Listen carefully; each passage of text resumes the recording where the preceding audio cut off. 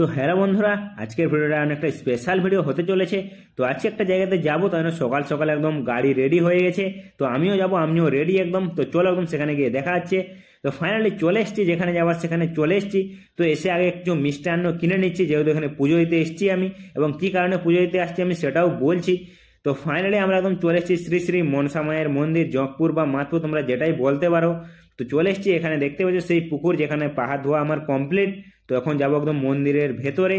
তো মন্দিরের একদম সামনে চলে এসেছি, এই হচ্ছে মন্দিরের প্রবেশ গেট।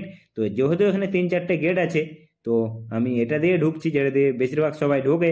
তো চলো একদম এখন মন্দিরের ভেতরে যাই। তো যাবার আগে তোমাদেরকে একটা সিনেমেটিক দেখাচ্ছি, তোমরা অবশ্যই এনজয় করো একটু সিনেমেটিকটা দেখে।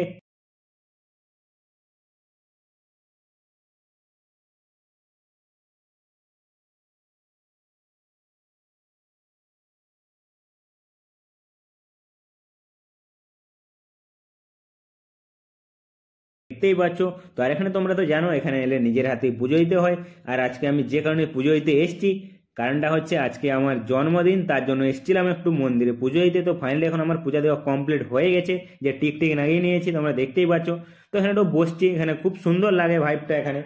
মোটামুটি যতক্ষণ থাকবে মনটা ভালো হয়ে যাবে। তো একটু বসে বসে আড্ডা মারলাম, তারপরে চলে এসেছি এখন রাতে বাড়ি, মানে দুপুরবেলায় চলে এসেছি। এখন রাত হয়ে গেছে, মা আমার জন্য পায়েস বানিয়েছিল। তো পায়েসটা খাচ্ছি, মা খুব সুন্দর পায়েস বানিয়েছে। তো আর কি আর বলবো, এই ছিল ছোট্ট একটা মিনি ব্লগ। তোমাদের যদি ভিডিওটা ভালো লাগে অবশ্যই চ্যানেলটাকে সাবস্ক্রাইব করে পাশে থাকো। চলো ভাই, টাটা।